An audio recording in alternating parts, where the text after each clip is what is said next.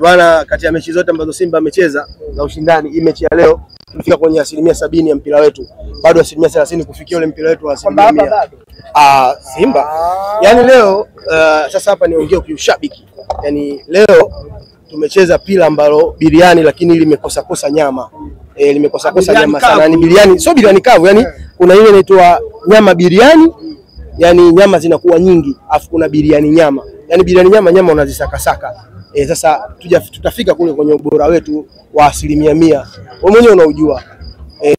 Bwana, leo miongoni mwa vitu ambavyo vimeonekana kuwa kivutio kwa mashabiki wengi wa Simba, kiwango cha Joshua Mutale Budo. Shida ilikuwa nini hasa kwa Budo? Budo wakati anakuja Simba msimu wa jana aliwaka.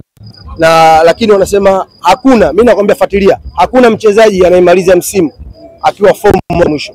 Kuna up and down. Kuna down and up. Umeelewa? Kwa maana hivyo vitu vyote vipo. Alipopata mapumziko kidogo amerudi kwa kasi, na bado mkaona mechi nyingi alitusaidia za kimataifa na za ligi hapa, na mechi nyingi mpaka mechi ya mwisho alikuwa man of the match ni yeye.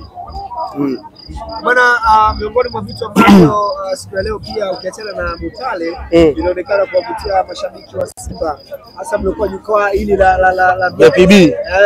Ni namna ambavyo timu ilikuwa inacheza. Pengine kwako Mwarabu, naamini huenda imefika muda sasa wa makocha wazao kutoa timu. Matola ameonyesha kitu tofauti na yule Matola ulimuona miaka 5 iliyopita. Simba ni timu kubwa, na Simba ilitaka kumfanya Matola awe mkubwa muda mrefu, lakini Matola mwenyewe hakuonyesha. Matola alichelewa. Sasa leo Matola amenionyesha ubora wake.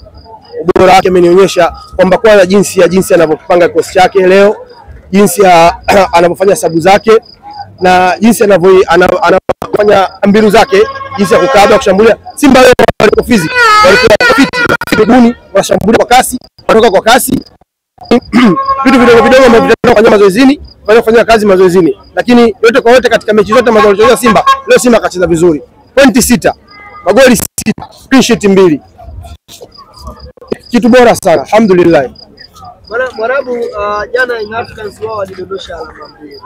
Baada ya kuzungumza hivi sasa pengine hii huenda ikawa ni ishara nzuri kwa mnyama, kwa maana ya kuisogelea mtaji na kwa sababu umeniuliza, acha nikujibu. Mimi sio mtu ambaye anapiga kelele. Mimi anapenda kuchambua mechi ambayo nipo.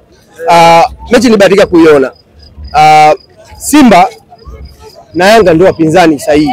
Simba hawezi kumwombea ushindi Yanga, na Yanga hawezi kumwombea ushindi Simba. Yanga anapopoteza na kudondosha pointi ndio kitu bora kwa Simba, kwa sababu anakuwa na confidence, yeye anaamini akishinda mechi zake bado kila mtu anahitaji, anayeongoza ndio anashinda. Mwaka jana mpaka mechi ya mwisho kati ya Simba na Yanga inaonekana atashinda na atakuwa mshindi.